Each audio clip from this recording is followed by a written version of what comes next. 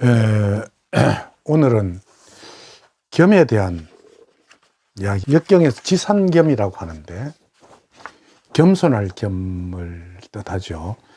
겸에 대한 오늘 대체적인 이야기를 해보도록 하겠습니다. 우리가 겸손하다 하는 것은요, 자칫 잘못하면 겸손한 사람이 비굴한 사람으로 변하기도 쉽습니다. 역경에서는 겸손을 겸을 네 가지로 구분했는데, 하나는 겸겸, 두 번째는 명겸, 다음에 노겸, 그 다음에 희겸, 이 네 가지로 나누어 놨습니다.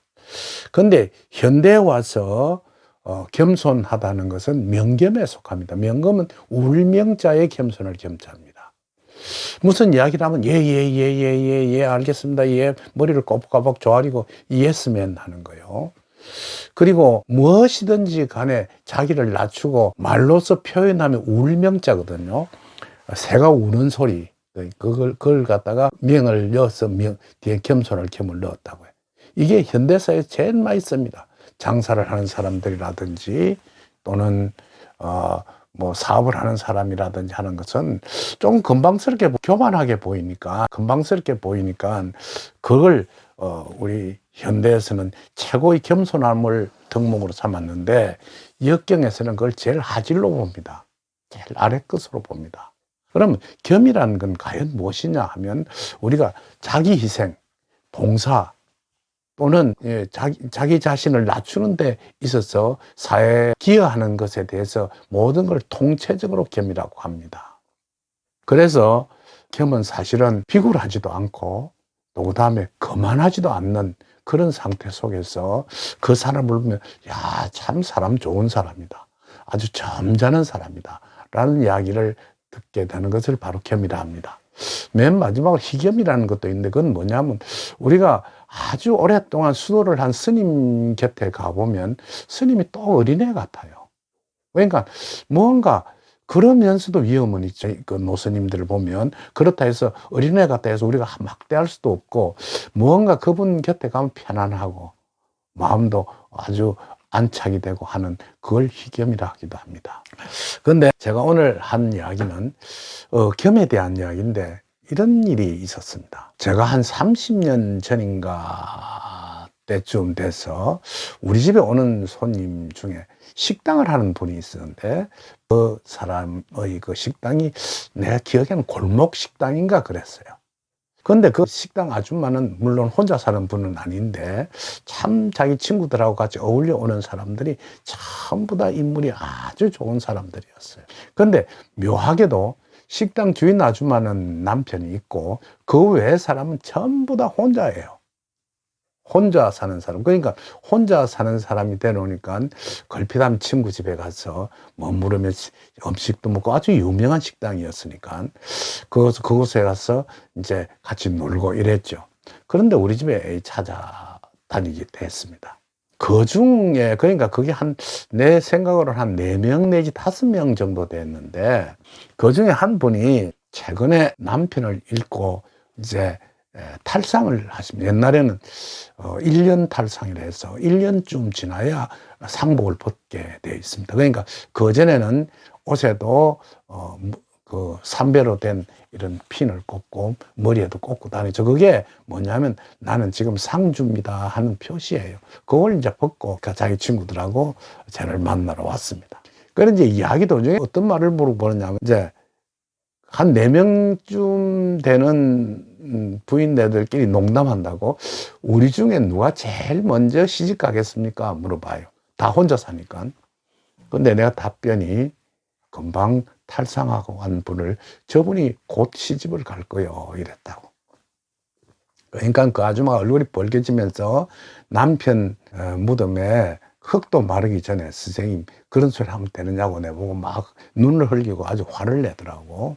그래서 내가 웃으면서 뭐 그건 지나봐야 알지 않겠습니까 이랬어요. 근데 그 부인은 남편이란 사람을 만나서, 아주 약한 사람을 만나서 약 10몇 년 동안 병고안을 하다가 결국은 세상을 떠나버린 사람입니다. 그러니까 한마디로 이야기해서 김명의 효자 없다듯이 참 남자 복이라고는 치질이도 없는 사람이었어요. 이제 그리고 세월이 좀 흘렀습니다. 근데 그중 친구 중 하나가 부산에서 아주 유수한 호텔의 전무 부인이 한 사람이 있었어요. 그러니까 그 호텔에 그 친구들이 커피도 마시러 가고 이랬는데 그 호텔의 회장이고 부산의 유수한 기업체도 갖고 있는 아주 그 부산 지역의 아주 재벌이었죠. 그분이 전무 부인이 놀러 왔다고 하니까 친구들하고 그 커피숍에서 가다가 그 탈상한 내가 결혼해 하겠다고 하는 사람을 딱 눈여겨봐서 자기 전무한테 저 사람 어떤 사람이냐 하니까 그 사람 혼자 된 사람입니다 라고 이야기를 했어. 그러니까 단도직입적으로 그 회장이 자기를 소개해달라 했어. 그러니까 진짜 그 밑에 있는 부하 직원들은 언감생심이죠. 그런 좋은 기회가 어디 있습니까? 우 사람한테 잘 보이고 그 친구한테도 그런 아주 유명한 사람 부잣집에 결혼시키면 얼마나 좋은 일이겠습니까?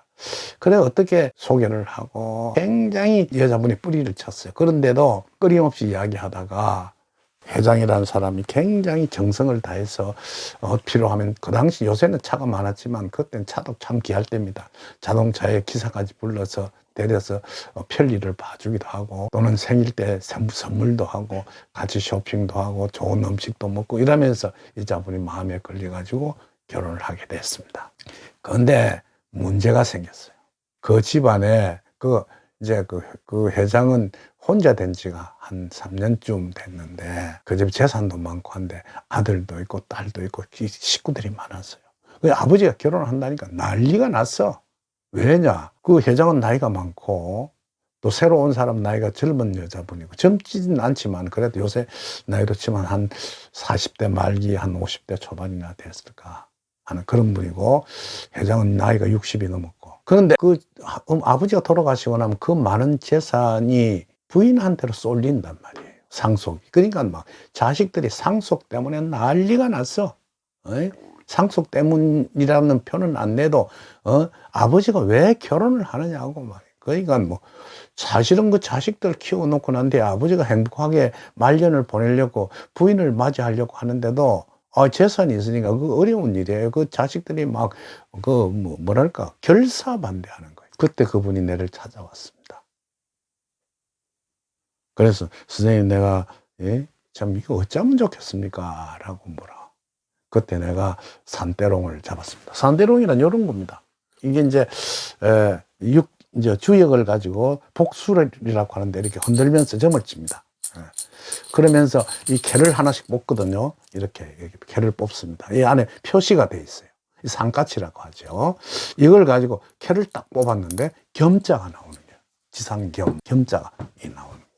내가 답변을 뭐랬냐면 이랬습니다. 사모님, 그분이 참 좋습니까? 물어봐요. 예. 진심으로 좋습니까? 정말 좋다는 게 왜 좋으냐? 이러니까 자기는 일생을 남자한테 아무런 덕도 못 보고 살았는데 그렇게 내한테 따뜻하게 해주는 분이 없었다는 거예요. 그리고 사실은 그때 나이가 아주 젊을 때입니다. 그분은 내보다 어머니 뻘은 아니지만 큰 누나 뻘보다 나이가 많았죠. 저는 그때 30대고 그분은 한 50대쯤 됐으니까. 진심으로 사랑합니까? 물어보니까 이건 내 참 젊은 역술가가 그런 걸 모르면 어찌 되겠습니까? 그러니까 정말 좋다는 거예요. 그러면 상속 포기각서를 쓰고 들어가십시오. 이랬어. 그래서 이제 그 회장한테 이야기했어요. 그렇게 시끄러우면 내가 상속받지 않겠습니다. 식구들 전부 다 모인 가운데 변호사를 불러가지고 나는 아버지의 재산에 대한 상속을 포기하는 각서를 쓰고 공정을 하고 난 후에 결혼하겠습니다. 이렇게 하십시오. 그렇게 했어요. 그 자식들이 아무 소리도 못 하는 거예요. 그래서 결혼을 했는데 참 그러면서 아주 저 둘이가 아주 살가운 세상을 지냈습니다. 그런데 세상이라는 건 아주 허망하죠. 세월이 6, 7년 흘러가면서 이 회장 아프기 시작한 거예요. 그래갖고 뭐 당남암인가 뭐 이상한 암 진단을 받았어.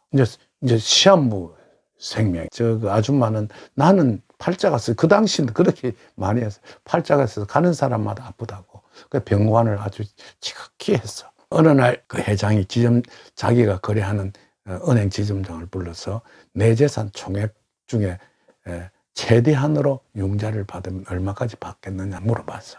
난 잘 모르겠지만 한 100억 정도를 융자를 모르게 받았다고. 받아가지고 그 자기 부인한테 주면서 부탁이 하나 있다는 거예요. 내가 죽고 나거든 49제를 지내고 난 후에 그 아줌마의 딸이 프랑스에 살았어요. 유학을 가가지고 프랑스인하고 결혼해서 니스인가 어디 산다는 이야기를 들었어. 난 잠깐 들은 이야기예요. 그 프랑스로 이민을 가라 했어. 돈을 주면서.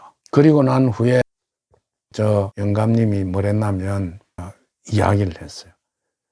내가 죽고 난 후에 100일 동안은 재산에 대한 모든 분쟁을 하지 말아라. 100일 후에 너희들이 변호사가 지정한 대로 내 다 각서를 써놨으니까 재산을 분배하도록 해라. 근데 그럼 변호사가 그때 이제 분배한 순서를 쭉 이렇게 읽어주는데 그 어머니는 빠진 거예요. 그러니까 자식들이 아무 소리도 못 하는 거예요. 저 아기들은 아버지 부모한테 아주 잘하면서 유복하게 잘하고 유학도 갔다 오고 결혼도 잘하고 좋은 집에 살고 좋은 차를 타고 다니고 이러면 그 전 부모들이죠. 그러면서 부모한테 아버지가 아플 때 그렇게 효성스럽게 하지도 않았어요. 그런데 할 말이 뭐 있겠습니까? 그럼 그렇게 아버지 유언대로 한다 했어요. 왜냐하면 그 전에 무슨 일이 탈이 나서 자세히 뒤지면 그 부인한테 상해가 갈까 싶어 그랬겠죠. 그리고 돌아가시고 난 후에 그 분은 범어산가 어디서 49제를 지내면서 이민국에다가 해서 딸한테 이민을 가버렸습니다. 그리고 난 뒤에 이제 그 장은 끝났죠. 끝나고 난 뒤에 자식들이 유산을 받고 보니까 이 빚투성인 거예요, 전부 다.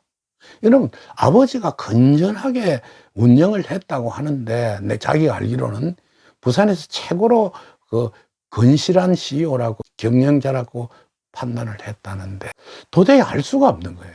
그 어머니란 사람 벌써 프랑스로 온가 어딘가 가버리고 없고, 아무리 찾아도 국내에서 없는 거예요. 벌써 떠나버렸으니까. 그래서 어떻게 수소문 해보니까 아버지가 융자를 받아가지고 어머니한테 줬다는 소리를 알게 된 거예요. 찾을 길이 없으니까 내를 찾아왔더라. 그 아들하고 딸들이. 선생님, 뭐 때문에 오셨습니까? 물어보니, 선생님이 우리 어머니하고 잘 아는 사이라고 하던데 잘 알죠. 그래서. 근데 그 어머니가 어디에 계신 줄 압니까? 그래, 왜 그러십니까? 이러니까 꼭 찾아서 상의할 일이 있습니다. 그래요. 난 속으로 짐작은 하고 있었죠. 그래, 자세히 물었어. 그동안 사업은 어떻습니까? 선생님, 우리가 아버지 재산을 이어받았지만 빚투성이고 정말 껍데기밖에 아무것도 없었어요. 사실은 손들어야 할 그런 단계에 놓여 있으면 그러면 어머니 찾아서 어떻게 하시려고 그럽니까? 이러니까 아무 소리도 안 해요. 사실은 나도 잘 모릅니다. 프랑스인가 어디로 갔다는 이야기만 들었지 어디 갔는지 내가 소식도 없고 내가 외국에 연락할 길도 없고 내한테 소식이 없습니다 하면서 보냈습니다. 생각해 보십시오. 그 어머니가 상속 포기각서를 쓰고 머리를 숙이면서 아버지한테 간 것이 바로 겸입니다. 바로 이런 자예요. 그게 겸손입니다. 막 여러분들 앞에서 머리를 조아리고 예 알겠습니다 예 굽실굽실하고 아주 겸손한 척 하는 것이 겸이 아니고 제일 근본적인 자기 자신의 모든 것을 희생하고 그 사람에게 봉사하는 마음을 가지는 것을 겸이라고 합니다. 여러분 그렇게 하십니까? 사실은요 겸은 군자 지종야라 했거든요. 그게 무슨 말? 군자가 맨 마지막 배우는 일인이라 했단 말이에요. 공부를 여러분 타고 난 뒤에 제일 버리지 못하는 것이 교만함입니다. 내가 박사학위를 받았는데, 내가 재산을 엄청 가지고 있는 CEO인데, 나는 권력자인데, 나는 검사인데, 나는 판사인데 하면서 그 어떤 한마디로 이야기해서 자기가 갖고 있는 직함 속에서의 교만함을 펼쳐버리지 못하는데 그걸 없애버리는 것이 군자가 맨 마지막 가져야 할 덕목이라고 했습니다. 여러분, 제 유튜브를 보고 있는 분은 명겸은 좀 삼가해야 합니다. 말로서 겸손하는 거. 그러면 그게 한마디로 교활함, 한마디 아부. 이런 그 친구는 말이야. 사람은 좋은데 애가 어떻게 보면 너무 아부건성이 있어. 이런 소리 듣는다고. 그거는 겸손하고 다른 겁니다. 그건 겸손이라는 것은 그 사람의 품격 속에서 자연히 우러나와야 할 것입니다. 부디 이런 점을 명심하시고 자기의 생애 주역이 가르치는 겸의 덕목을 여러분과 함께 향유해 보기 바랍니다.